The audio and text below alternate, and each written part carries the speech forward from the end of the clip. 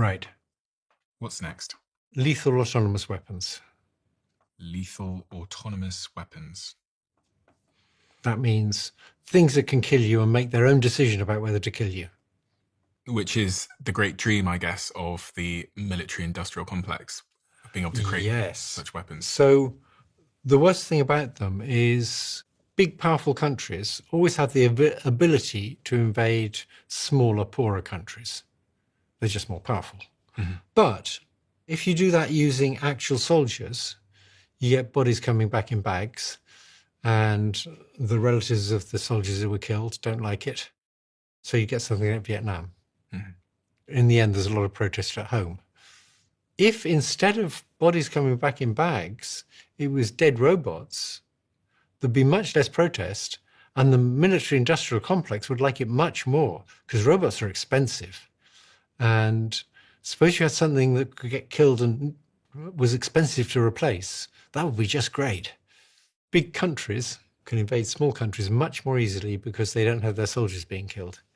And the risk here is that these robots will malfunction, or they'll just be more... No, that's even if the robots do exactly what the people who built the robots want them to do. The risk is that it's going to make big countries invade small countries more often. More often, because they can. Yeah, and it's not a nice thing to do. So it brings down the friction of war. It brings down the cost of doing an invasion. Mm.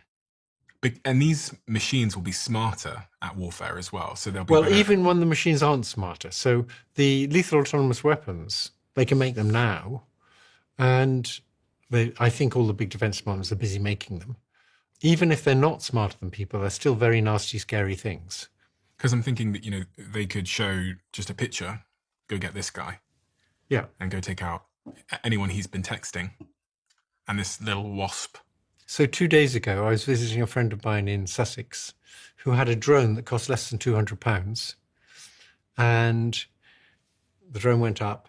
It took a good look at me, and then it could follow me through the woods.